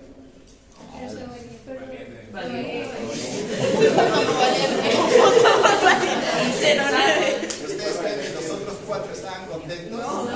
Porque él había dicho, no he estudiado, no he hecho nada, ojalá que no me toque a mí. Y justo le toca a él. Los otros 4, Lo dio todo. los otros 4 nomás dijeron todo. No, él no ha estudiado, sabemos que vamos a jalar. Y entonces yo le dije, ya bueno, pues, si no has estudiado, tú solito, ¿no? Sacrifícate y por la historia. ¿Y qué dijo el chico? Ah, está mal. No. No, pero basta el grupo. ¿Qué dijo? No. Yo voy a exponer. ¿Qué hizo? Como me dice su compañera, muero yo. Mueren todos. Ya, ¿Cuál es su apellido?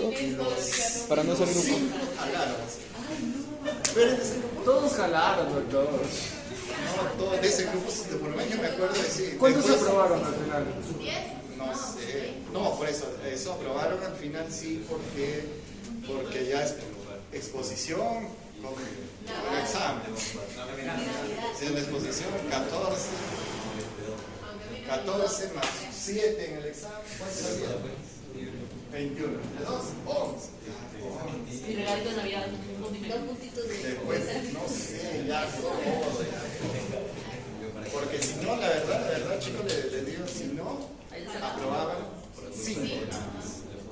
De toda la promoción aprobaban 5 de los 90, creo. ¿Cuándo será el 9? De los 90, creo que aprobaban 5 nomás. ¿No hicieron una pregunta nadie, doctor? Nadie. Ah, del grupo último. Del último nadie aprobó. Nadie aprobó. Nadie. Yo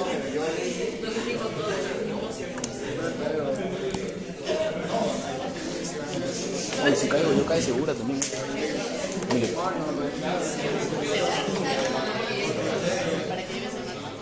Te llega. Te llega. No, ahorita le llamo.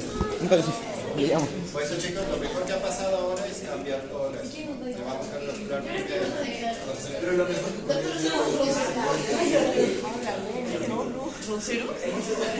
Hay que firmar desde ahora. Hay que firmar desde ahora. No quiero que sea rosero. Roncero. Para la próxima. ¿Te mato? Ya juega. Es por eso que es diferente ahora, por ejemplo, lo llevas Quita esa peña porque tiene ya roncero. lo sabes, ¿no? Ya he venido a dictar ¿Qué algo. no dictas? No sé, pero por lo menos ¿Usted no va a hacer? Ahorita lo busco. el año hablando todos dicen, si el año se aprobaron 5, este año serán 10. No, sería no pensar nada. Ay, no. Nosotros sí, No, sí, doctor. nosotros sí. Hay que ser más para Les diré siempre. ¿Cuál es más difícil? ¿El matrimonio o asegurar? No sé. Eso sí es, mis respetos, eso sí es complejo. Por eso, el matrimonio sí es complejo. No, sí es feo. No, ese sí es feo para aprender. Esto no, esto es más sencillo.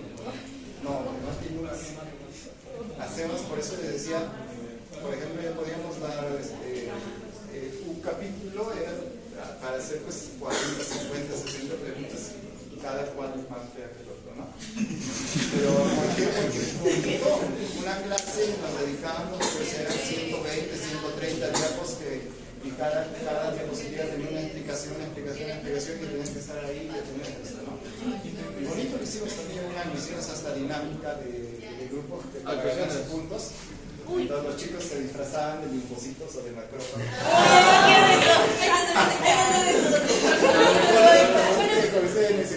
Se disfrazaban de macrófagos, de limpositos para hacer la exclamación. No. Y algunos aparecían con su cartel, con su cartel de limposito. Todo hacía dinámica.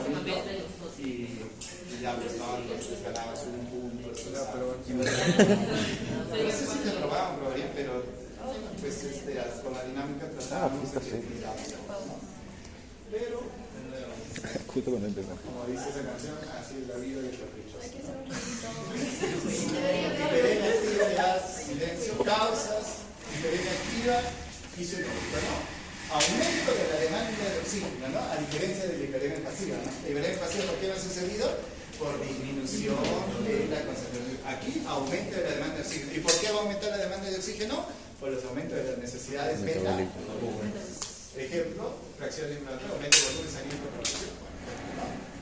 Listo. Autorregulación. El flujo sanguíneo en un órgano constante frente a los cambios en la presión arterial. Autorregulación. Flujo constante a pesar de los cambios en la presión arterial. ¿Quiénes? Órganos involucrados. Estos tres principales: riñón, cerebro, corazón. Préstame un plumón, por favor, para que vean este gráfico. Cerebro, riñón, corazón. Ahora sí traje. Aquí está ya.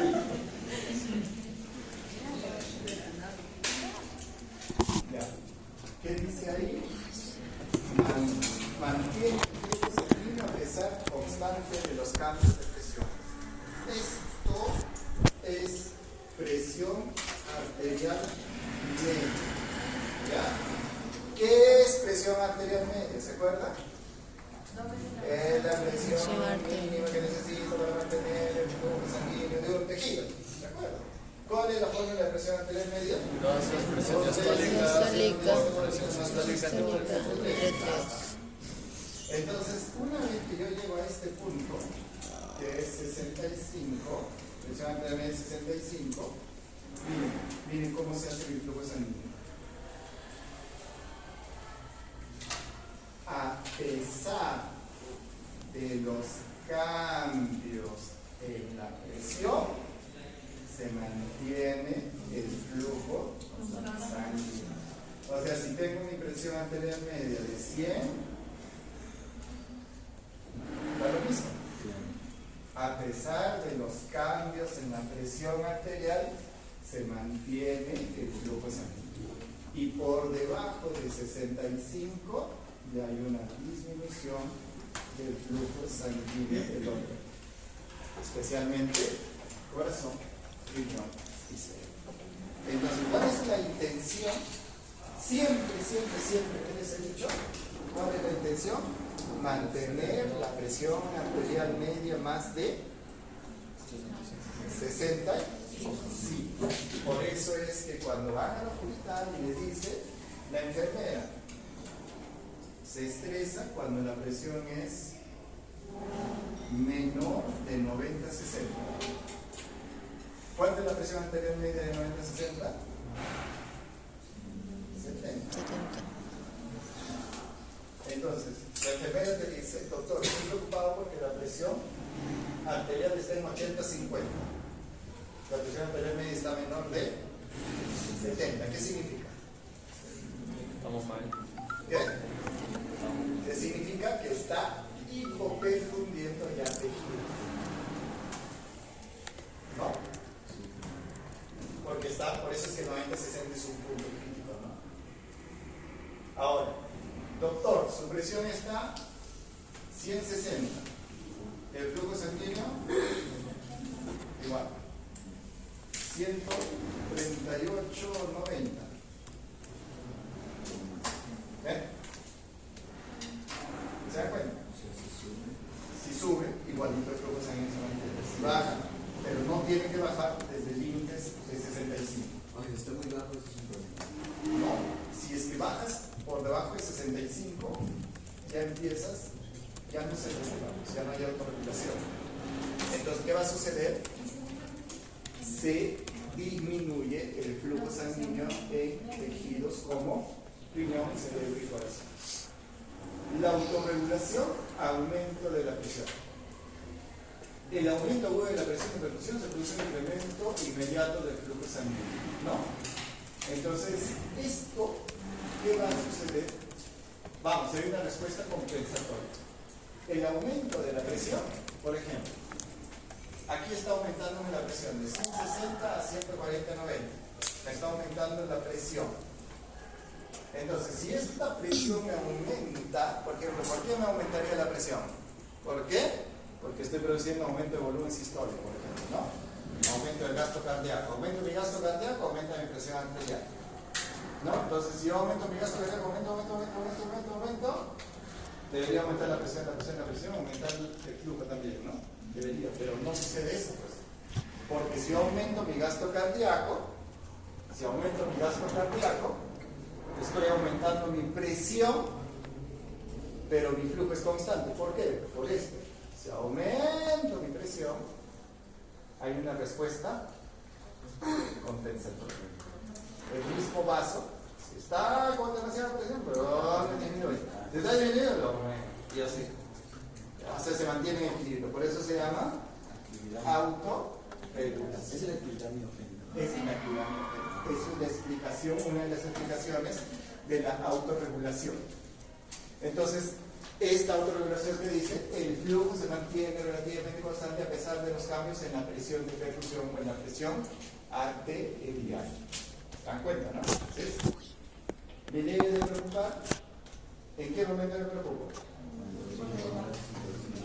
No, pero cuando lo que pasa es que nosotros tenemos que tener y decir, ¿no? No, pero doctor, me preocupo cuando mi presión está baja. No, cuando mi presión arterial media cae por debajo de... Ay, me preocupo porque sé que mi riñón, mi corazón, mi cerebro están sufriendo por hipoperfusión. ¿Entienden, no? Doctor, subió a 150-70. Todavía se mantiene, ¿no? Porque esto se va a mantener casi hasta una presión arterial media de 140. O sea, hasta que tenga usted 140 casi se va a mantener la misma perfusión. O sea, no me debo de preocupar. Entonces, ¿qué sucede? Por ejemplo, cuando hay un infarto cerebral, ¿qué sucede? ¿Qué pasa con la presión? Se eleva, ¿no? Se eleva la presión arterial.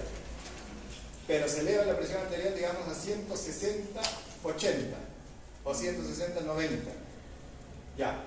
¿Ustedes qué dicen? Uy, ya. ¿Pero qué ha pasado en esto? Hay vasodilatación, coagulación, ¿no? Vasoconstricción. Por ejemplo, hay vasoconstricción en dónde? Digamos, si el infarto está con un vasocompañero. Aquí hago vasoconstricción y ahí estoy haciendo vasodilatación, ¿no? esta vasoconstricción que está acá está en relación con ¿qué? Con la presión arterial media. Entonces, ¿qué ha hecho mi cuerpo? ¿Ha aumentado la presión arterial media? No, para mantener esa vasoconstricción. No, y para mantener esa vasodilatación que está ahí. Entonces, ¿qué sucede? Ustedes vienen, ¡ay, no! 160, 90, Dios mío, eso es muy alta su presión. Y la enfermera dice, dale su presión igual, 5. ¿Qué tal? Oye, bajó, ¿cuánto es la presión ahora, licenciada? 160. No más. Señor. Ya no se mueve. Ah, se murió algo. Ya no se mueve. ¿Qué ha pasado? Murió. ¿Qué pasó? A esto lo has vasodilatado y a este que ha pasado, que estaba en vasoconstricción compensatoria. Lo has vasodilatado, porque has bajado su presión media y lo has vasodilatado. Y no llega el lado. ¿Y qué ha pasado en ese lado? Ya no puedes, ¿de dónde vas a sacar sangre? Ya. O sea, tu zona, que se llama una zona, la zona de penumbra, que es la zona que digamos que se sacrifica por ese tejido que está haciéndose isquémico, ¿qué hace? También dice, ya no. ¿Y qué pasó al infarto? Se extendió más. Entonces el paciente que llegó todavía moviendo su bracito, le bajaste la presión bruscamente, ya no muere. ¿Pero qué lograste?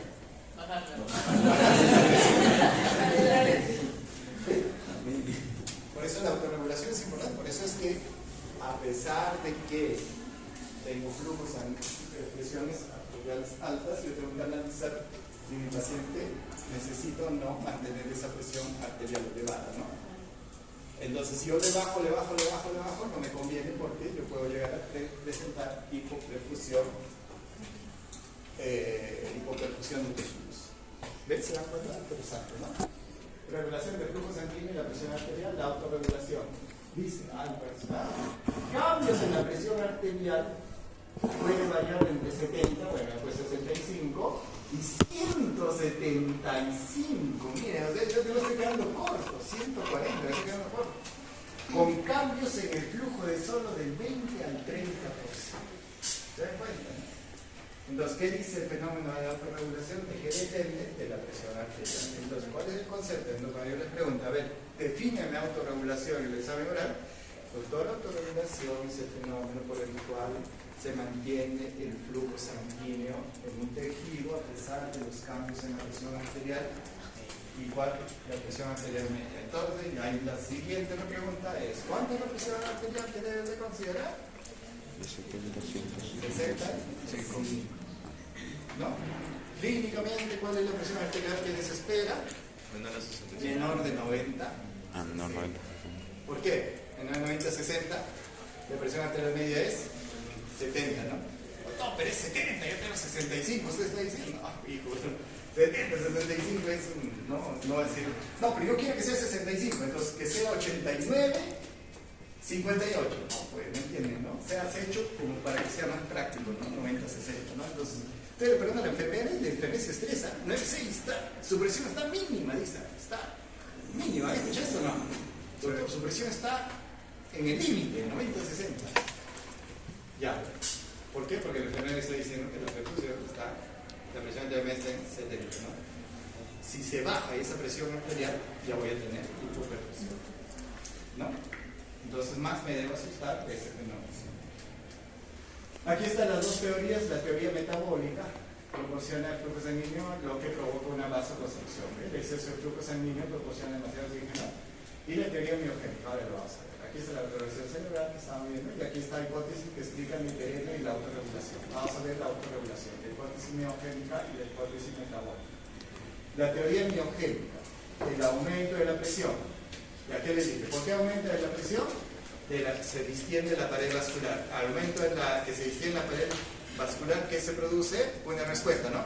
Se dice, retorno. ¿Por qué? Porque se han activado mecanorreceptores. O sea, se ha detectado el estiramiento de ese vaso. Y ese evento de ese vaso secundario va a retornar. Entrada de calcio, cambio de entrada de calcio, aumenta su concentración, produciendo contracción muscular. ¿Se dan cuenta? El vaso sanguíneo se llenó de sangre, se estiró, brincando los receptores, dijeron, ¡ay, está estirado! Dice, entonces, ¿qué hace? Vamos, bloqueen calcio, no, sí. ¿Para qué? Produzca vasoconstricción. ¿Para qué? Para retornar hacia sus diámetros. ¿Dan cuenta, no? Por eso se dice la teoría miogénica. Mecanismo miogénico de contracción, relajación de las células musculares lisas vasculares. ¿Qué dice? Mira.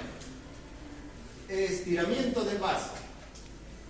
Receptor de estiramiento, de polarización, canal de calcio, ingreso de calcio, aumento de calcio, contracción. ¿Han entendido esto? ¿Están entendiendo? ¿Sí?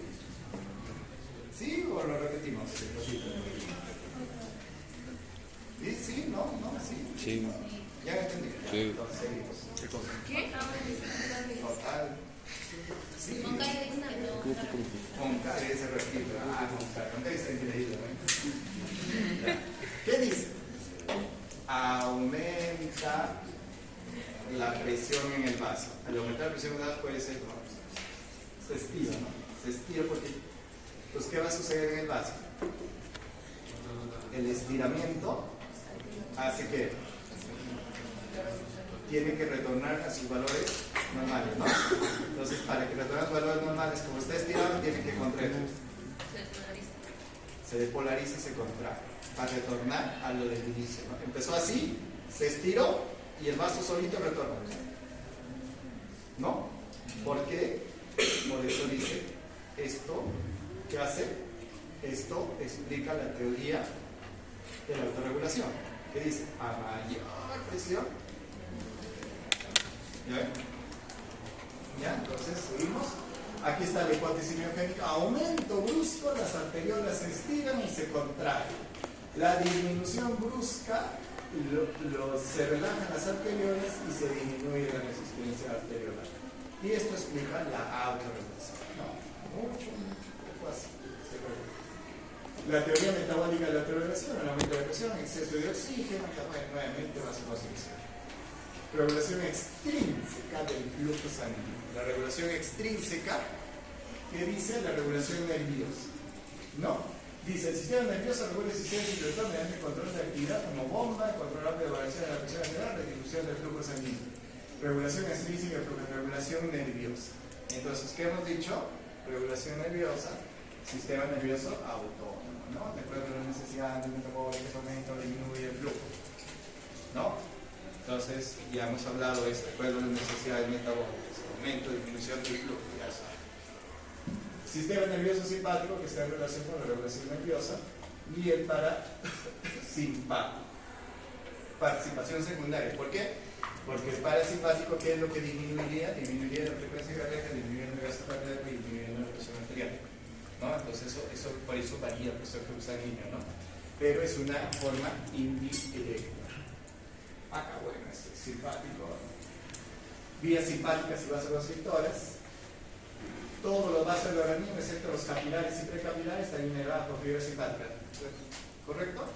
Todos son vasoconstrictores, vasodilatadores. El capilar, ¿cómo se regula el capilar? Por los esfínteres precapilares, ¿no? Mecanismos, ¿quién es? La noradrenalina. ¿Ya? Miren, si es que la noradrenalina activa los receptores alfa 1, ¿qué produce? Vasoconstricción. Beta 2, vasodilatación. Dice control de flujo, mira, en los riñones. Controlan mediante la retroalimentación negativa, se filtran demasiado líquido, las arteriolas se contraen para regular el flujo. Cuando se filtran demasiado líquido, o sea, cuando llega mucho flujo, cuando se filtra demasiado líquido, digamos, o sea, cuando hay demasiado flujo, ¿qué es lo que sucede con las fibras, con las arteriolas eferentes? Se cierran, ¿ya? Para controlar eso. Este mecanismo de presión para presión adecuada. ¿Qué dice del cerebro? Además del oxígeno, el flujo sanguíneo cerebral se regula por las concentraciones de dióxido de carbono e hidrógeno, ¿no? Entonces, lo que les decía es también, vamos Hagamos esto, veamos esto. CO2, agua, ácido carbónico, bicarbonato, hidrógeno, vasodilatación cerebral. Esta explicación es de esto que dice acá. Además del oxígeno, el flujo sanguíneo cerebral se regula. ¿En qué momento se puede producir una vasodilatación cerebral? Cuando hay hipoxemia, ¿no? Por ejemplo, un infarto, hipoxemia en esa producción de oxígeno, todo. Pero también hay vasodilatación cuando hay acidosis metabólica, por ejemplo, o acidosis respiratoria, ¿no? Más acidosis respiratoria, más que de todo, ¿no? Un aumento de esto provoca vasodilatación en las arterias cerebrales. Este control es vital para mantener la función cerebral durante cambios en la actividad. La piel se condiciona por el calor. Demasiado calor, vasodilatación. Demasiado frío, vasoconstricción. Regulación nerviosa. Aquí miren, alteración en el flujo sanguíneo cerebral, 50, 18, 12. Esto es el flujo. Aquí están ustedes, por ejemplo, normal. ¿No? Al llegar al examen, ya pasaron la visión. Mayo, Perú. Y al salir. Y al salir con 12, ya. ¿No? Hacen arco reflejo, ¿no? ¿Para qué es el arco reflejo, no? No, automático. El arco reflejo es estímulo, llega a la médula, no sube el cerebro. ¿Ya? Ah, sí. Así es, el arco reflejo. ¿Quién es especialista en arco reflejo? El cirujano, ¿no? Como no tiene cerebro, opera. Esa broma. Todos los cirujanos, ¿qué sabe el cirujano? Operar. ¿Qué sabe de medicina? Nada. Medicina no. No, esa es la broma que siempre hacen los cirujanos. Por ejemplo, ¿qué dicen los de mi universidad? Piensan mucho y no definen nada. O sea, piensa, te explicas uno, te explicas otro, pero digamos, ellos dicen que no definimos nada. O sea, nunca llegamos a definir, nunca llegamos a hacer, o sea, pensamos, somos unos filósofos de la medicina y nos gusta estar conversando sobre medicina, sobre explicaciones, sobre nada, pero no llegas a eso, dice. Así como también hacen mofa de nosotros, de ellos, pues no, por eso el chiste, ¿no? Porque se ríen, pero que ya deben estar cansados. ¿Qué hace un traumatólogo con un electrocardiograma? Nada, pues, ¿no? Si no sabe qué es, ¿no? Si no sabe qué va a hacer, no va a hacer nada, no hace nada. No saben qué es ninguno, nada.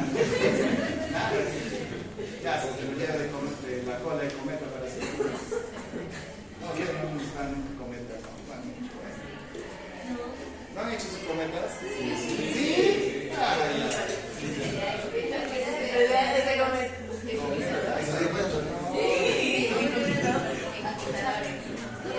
No, el conquistador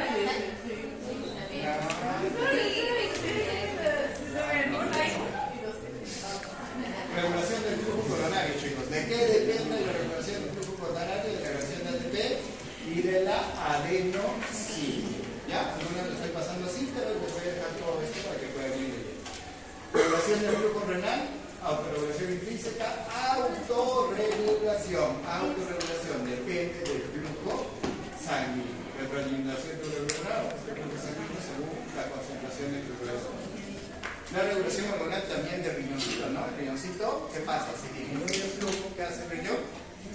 Secreta renina, angiotensina, aldosterona, ¿no? Entonces aumenta la secreción de aldosterona, aumenta el flujo, el volumen sanguíneo, ¿no? Regulación del flujo espirámico, lo que es la ingesta de alimentos.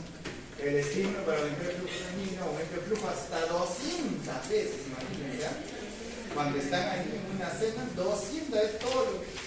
Por eso, ¿qué les dije? ¿Qué les digo? ¿Qué les dije siempre? Que cuando se come... No se estudia. Muy bien. Justo para este muchacho. Muy bien.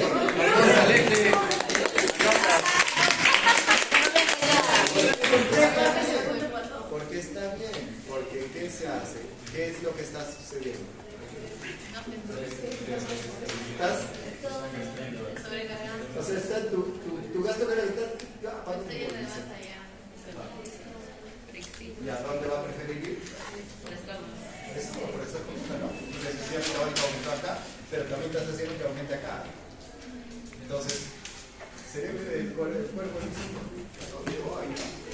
Por eso dice que el flujo aumenta hasta 200 veces. Obviamente, por eso antes los abuelos decían apaga el televisor, no agarras libros. A ver, ¿qué le dices a los chicos? Apaga el celular. ¿No? Ya nada. ¿No? Los TikTok. Liberación de hormonas. Entonces, ¿qué sucede cuando hay ¿cómo comemos? Colecistoquinina, ¿no? ¿No? ¿Para qué? Para que la vesícula traiga mayor cantidad de peristaltismo. Todo eso aumenta mis necesidades metabólicas. Y la vasodilatación mediada por oxígeno. Factores endoteliales en el control, ya lo conocemos, oxidolímpica endotelina, ya lo saben. Regulación de flujo sanguíneo a largo plazo. Corto plazo, mediano plazo, largo plazo, semanas a meses. ¿Y cuál es la característica de a largo plazo? Angiogénesis. Miren acá. Regulación a largo plazo cambia la cantidad de vascularización de los tejidos y hay angiogenia, aumento en el recién nacido de días y en los adultos mayores. ¿De qué depende la regulación a largo plazo? De la hipoxemia crónica sucedida en los tejidos. Hipoxemia crónica. No es aguda, porque la hipoxemia aguda, ¿qué se produce? Vasodilatación. Miren acá. Esto es lo normal. Acá es un foco hipoxémico. Este es un foco hipoxémico. ¿Qué hace el cuerpo? Secreta este y este. Factores que vienen con eso, y angiogenina. ¿Y qué pasó? Mira, nació un nuevo vaso. Ese nuevo vaso, angiogénesis. ¿Qué pasó? ¿Qué? Mejoró el flujo sanguíneo, ¿no? ¿Por qué? Porque este punto tuvo un flujo de oxígeno crónico disminuido. Crónico. Agudo es vasodilatación, vasoconstricción. No, esto es crónico. Pero ¿quién es el desgraciado que se aprovecha de esto? Los tumores. ¿No? Ustedes creen, un tumor que crece así de gordo y grande, ¿qué pasa en su core? O sea, ¿qué pasa en la parte del medio? ¿Qué sucedería si tiene 10 arterias? No va a soportar, porque su flujo sería menor, ¿no? Entonces, ¿qué hace este tumor cancerígeno? Estimula y crea sus propios vasos. ¿Para qué? Para que se alimente, pues. Entonces, ¿qué va a hacer? Va a seguir creciendo como un monstruo, pero la parte del medio va a seguir perfundido, ¿no? Porque si yo, imagínense, si yo tengo 10 vasos y crezco como 20 metros, ¿qué pasaría en lugar de estos kilómetros? No. Pero ¿qué pasa? No me abastece. Entonces voy a generar una hipoxia crónica. ¿Qué va a suceder? Pero en este vaso no es por hipoxia crónica. ¿Por qué es? Es por tumor. Es tumoral, es cáncer. Este tumor gigante que crece estimula de alguna forma a que aparezcan nuevos vasos. Por eso es muy difícil de erradicarlo. Está enmarañado de vasos, ¿no? Por eso digo, ¿no? ¿Quién es ese? Mira, ¿qué dice? Sí, el vecino hizo que el cuerpo aparezca un nuevo vaso. Y así, bueno, no es solo uno, ¿no? Es un montón de vasos. Angiogénesis, formación de nuevos vasos. Tejido con necesidades elevadas, metabólicas elevadas, pero crónicas, hipoxia relativa crónica, liberación de factores de crecimiento de estos y formación de nuevos vasos. Regulación a largo plazo, la circulación colateral. Nosotros hemos nacido con circulación colateral, por ejemplo, ¿no? Este es un vaso sanguíneo, y hay vasitos que conectan el mismo vaso, y eso se llama circulación colateral. O sea, nacemos, pero estos vasitos colaterales están cerrados. Porque si el flujo en una arteria grande ya están cerrados, ¿no? Suficiente. Pero ¿qué sucede cuando se obstruye, por ejemplo, crónicamente? Como en la cirrosis. ¿Qué sucede cuando se obstruye? Se aperturan estos vasos, ¿ven? Colaterales. A necesidad de mayor riego, o sea, más riego, ¿no? Los colaterales. ¿Lo ven? Entonces, la circulación colateral es una regulación a largo plazo. En el corazón, cuando hay un infarto, ¿nos ayudaría esta circulación colateral? Esta circulación colateral, ¿qué nos ayuda? Quizás intente ayudarnos, pero estoy diciéndoles en estados crónicos. Un infarto es agudo, o sea, ¿y qué? Mientras el cuerpo está queriendo abrir la circulación colateral, no me ayuda, ¿no? O sea, me ayuda parcialmente, me puede ayudar, pero no me ayuda. ¿Ya? Pero hay tejidos donde sí crónicamente puede haber hipoxemia acá. ¿Por qué? Por una obstrucción. Entonces, ¿qué hace? Por ejemplo, cuando pasa el flujo por cirrosis, si en la cirrosis está ahí, ¿qué va a pasar con el flujo? Va a aparecer vasos colaterales para llegar a la vena. Desarrollo de la circulación colateral, la obstrucción, ya le dije, la hipoxia tisular, acá la hipoxia tisular, el desarrollo vascular, se aperturan los vasos y finalmente ya tenemos la circulación colateral. Y miren, ¿qué hizo el cuerpo sabiamente? No, somos fenomenales como cuerpo humano. ¿Por qué hemos creado circulación colateral? Que lo podríamos usar en alguna situación. Está cerradito, está pegadito, no se las vasitos, y se abrieron justamente cuando. Porque si no tuviera esta circulación colateral, ¿qué pasaría con el flujo sanguíneo? No pasaría así. ¿No? Ahí sí rápidamente produciríamos histeria. Circulación colateral. Esto es un cáncer del hígado, ¿no? Alteración de mecanismos adaptativos.